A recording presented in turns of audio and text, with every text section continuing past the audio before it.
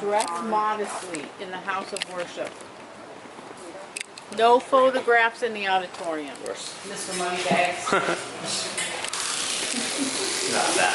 Really not that. Teasing ya.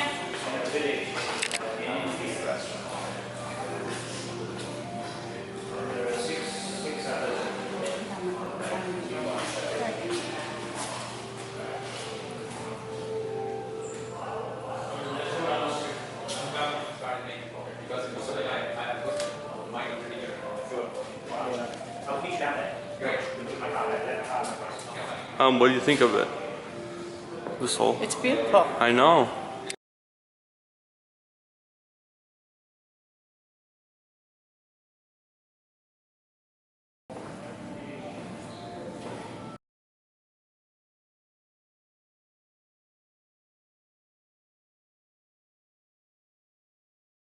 You got specific questions? Yeah, like how they built the place and. Okay. We got the land about 1902, 1903, somewhere in there.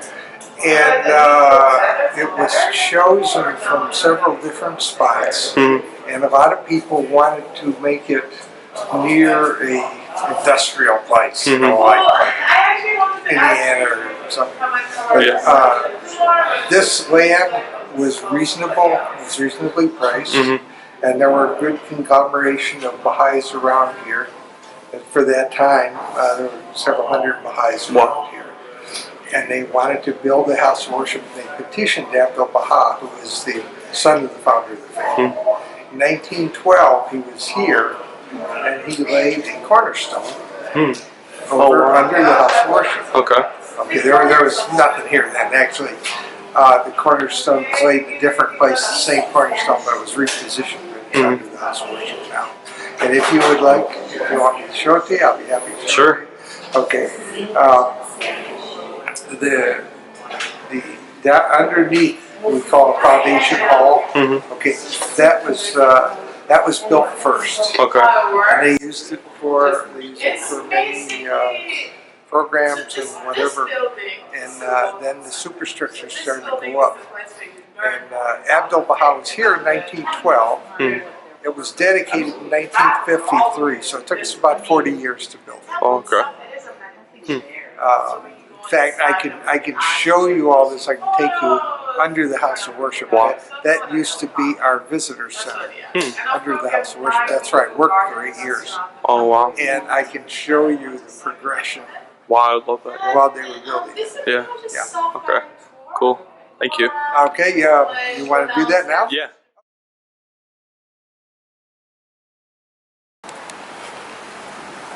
I've been a lot of places.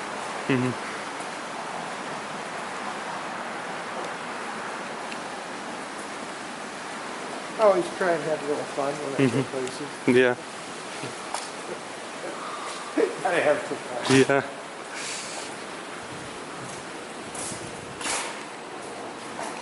Alright, hang on a second.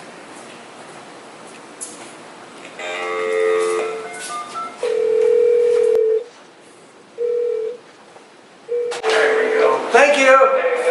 Yep, got it. Thank you. How you doing? Hey, Harry. Good morning. We're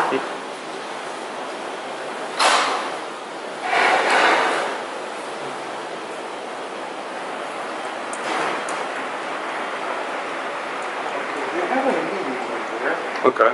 Okay, this right here, this is Louis Bourgeois' original model of the house of worship. Wow. Yeah. Who built the model? He did, I think. Oh, okay. Now, it was refurbished about 5 or 6 years ago, and it was really, really tough shape, and it was falling down, but they refurbished it, and they did a beautiful job. It really Wow.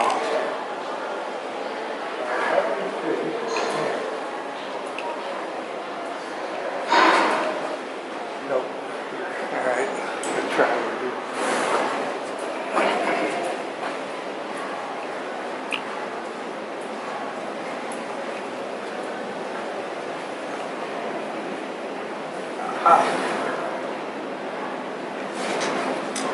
This is information. Okay.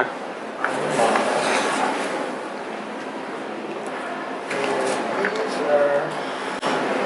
information on these wall hangings that are right here. Okay. It seemed to me like there were 8. And there's only 4. I think they put 4 of them away. Okay. But these used to be hanging around the room that used to be the cornerstone. Thanks. A woman, these have to be at least 30 to 35 years old. A woman in Phoenix made these. Oh.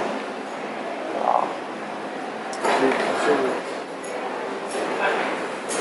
Okay. Okay.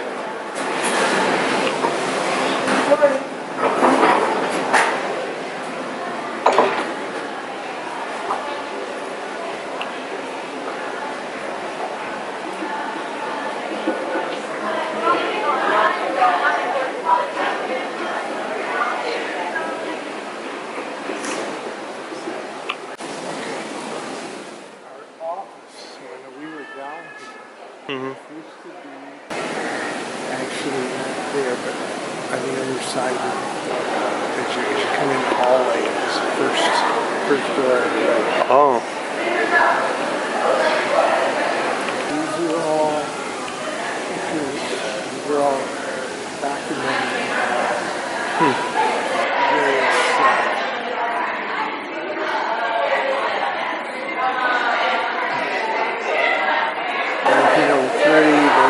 1912, 1920s,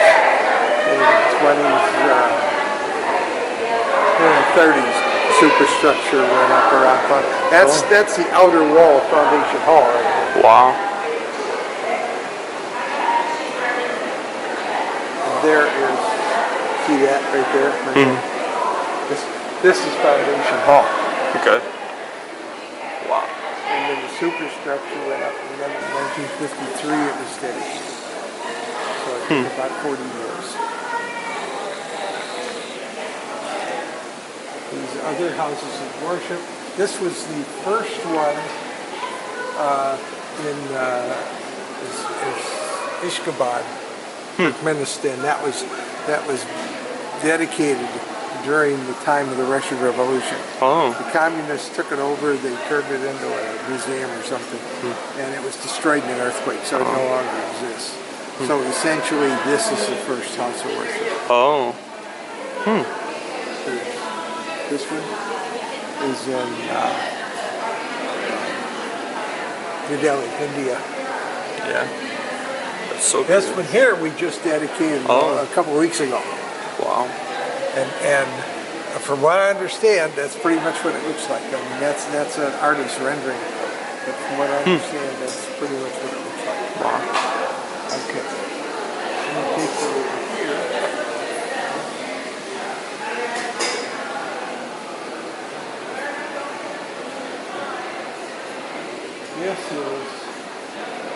This is where Baha'u'llah was held captive.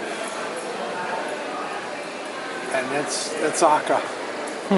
It was said of Akka, it was a prison city, and it was said of Akka that if a bird were to fly over Akka, it would die. That's how bad it was. Wow. And they figured they would exile it from place to place to place until they figured you cut off the head, the body dies. Well, they didn't cut off his head, but that was the implication.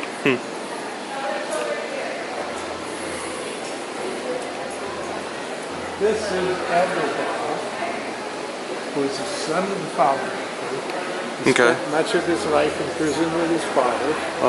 He was finally released, and then he came to this country. Well, he went a lot of places. He came and traveled across the country. He visited various places. And when he was here, he laid his cornerstone. Now, this isn't the exact place that he laid. That is the cornerstone, but it isn't the exact place. When he was here, it was on another piece of the property. When he was here, there was a big slab of cement. And he laid the cornerstone on that, and this ground was so spongy that it sank, and they had to go around poles and find it, and they repositioned it here. That's interesting. If you'd like to get closer. Sure.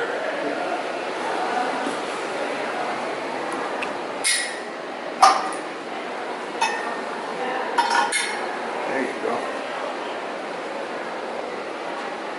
There's a verse in the Bible about The cornerstone being one which the builder rejects.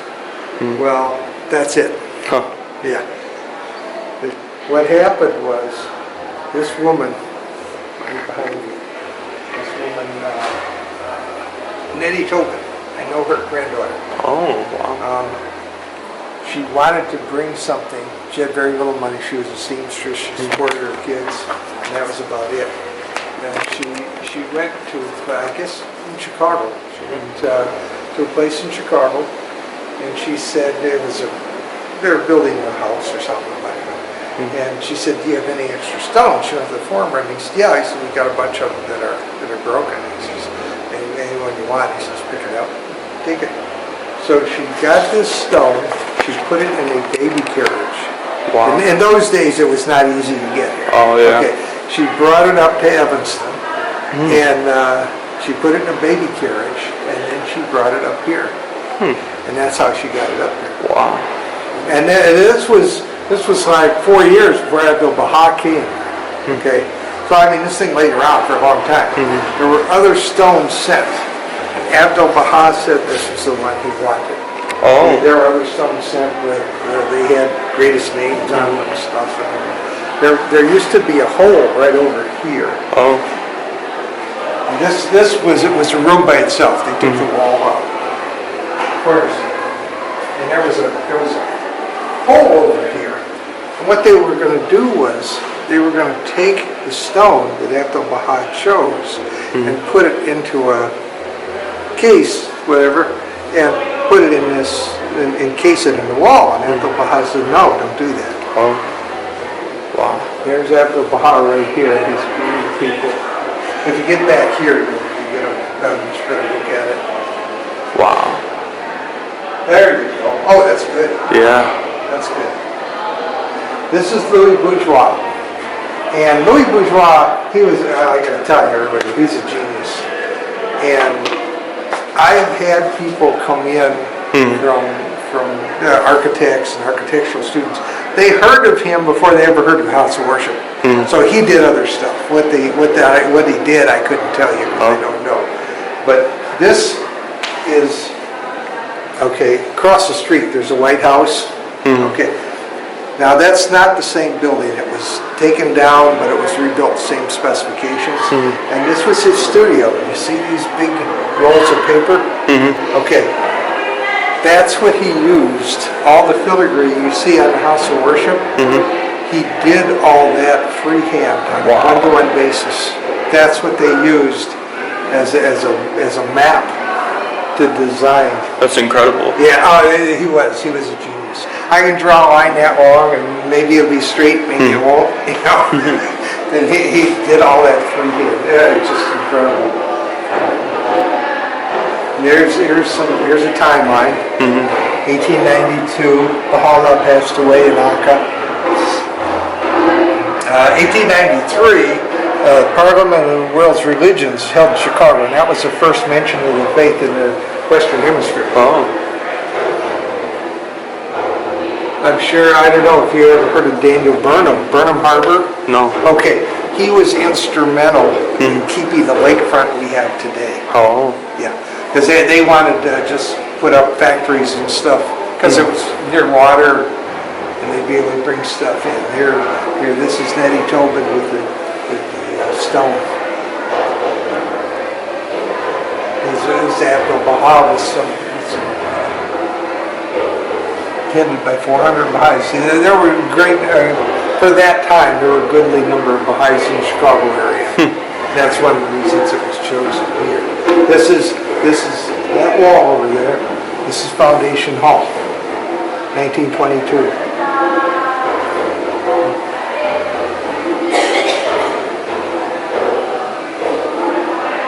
This rug was put away. This rug was so, it was originally supposed to be sold for funds for the House of Worship. This rug hung in the Foundation Hall for many years, and it was so valuable that whenever they tried to get an estimate on it, they wouldn't give them an estimate. They said this rug is irreplaceable. Wow. I mean, it's all gold threads is incredible. That doesn't do it justice. That photograph. Okay. This was oh yeah. This is where we had a big fire. Oh.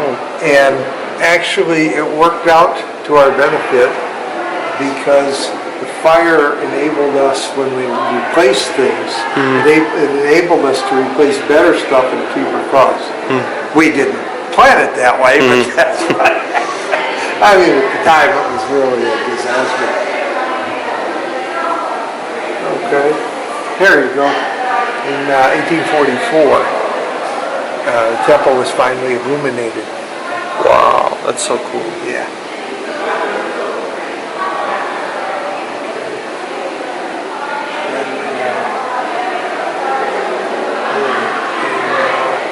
Oh, this was the 100th anniversary of passing Bahá'í, 1992. That was in New York World Congress.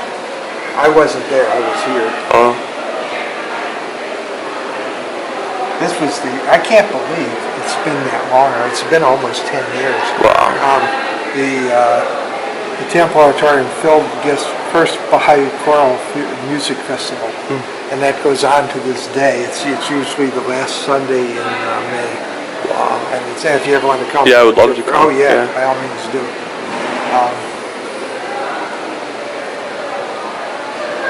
God, it only took 7 years to build that to the point of dedication. Wow. That's pretty amazing. That's an artist's rendering. I haven't seen any pictures of the one that's finished. It was just dedicated a couple of weeks ago. And then this wasn't there until 2009. Wow. It's just. And it was interesting when they built that. There was some discussion about whether they should build that or not. When they decided to go ahead and build that, it was only later that they found out that the Guardian had provided for this. Oh. And for some reason, it just was never built properly monetarily, I would say. This gentleman right here,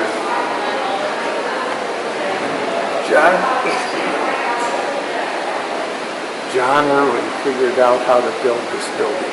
Wow. And what he did, at the time, they couldn't do it here because they didn't have the forms. They used Portland cement, and they poured it in forms. And they built it in his studio in Virginia, and they brought it here by train. Wow. There's a train coming in right there. Yeah.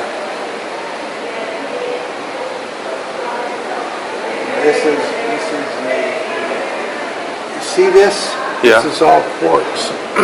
Quartz was mixed in with the Portland cement. And every inch of this building was gone over with a wire brush. Oh, wow. To bring out the luster of the quartz. Wow. I mean, it's just a massive undertaking. Yeah. I can't imagine how many. Now they can when they need to replace things, they have the forms here. But they didn't then. I mean, it just wasn't feasible.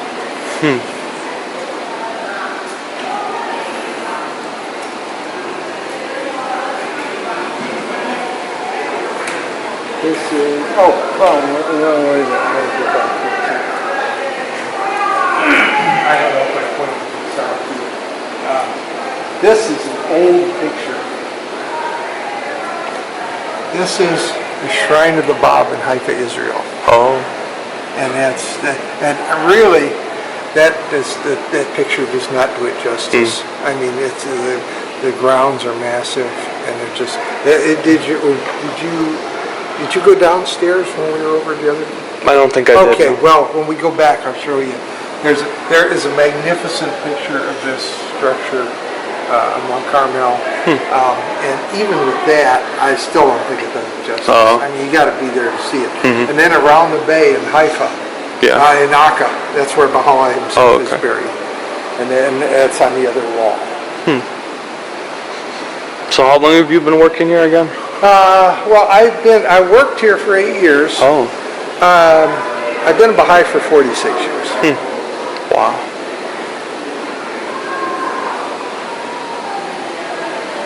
This is one of the buildings on Mount Carmel that is right down from the Bob, from the shrine to the Bob, and that's the seat of the House of Justice.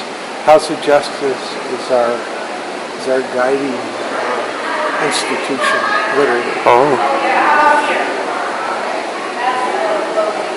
So that's all on Mount Carmel. Here we have, and again, this is an old picture. And that's the shrine of the Bob. The Bob was a forerunner of Bahá'í and also a manifestation. It came in 1844. In 1863, Baha'u'llah said, I am the one that the Bob and all the previous messengers talked about. When they talked about their return, they talked about their spiritual return. Baha'u'llah said, that's who I am. Oh.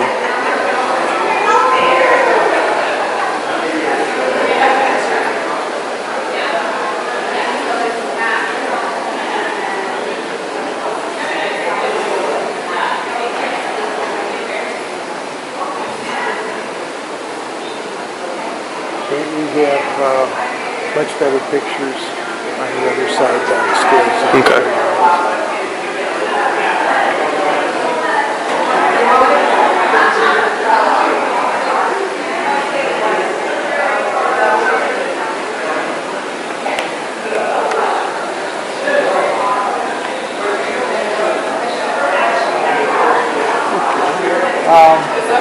Let me take you up just to get some idea what I was talking about earlier.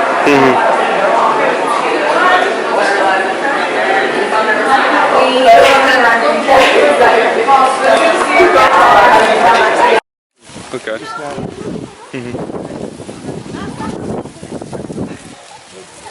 Yeah.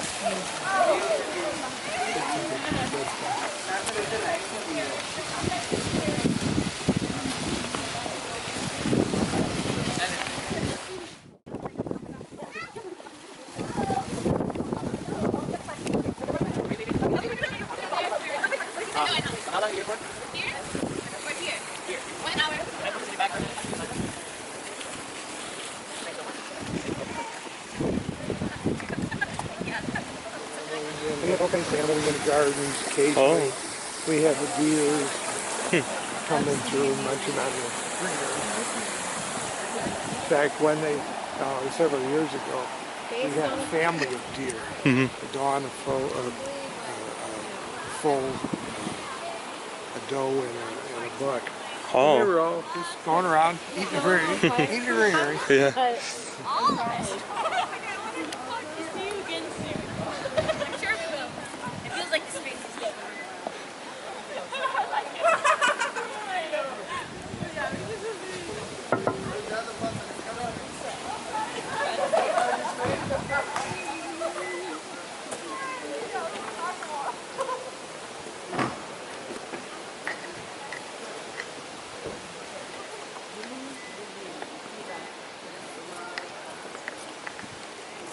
In fact, when we get down over here, if you'd like, our services are at 12:30. Okay. I don't know if I can stay for the whole time. We have services every Sunday.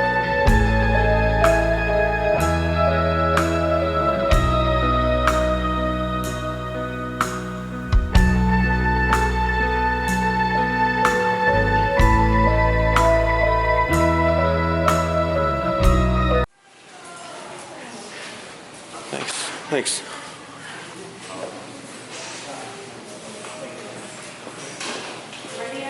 I think so.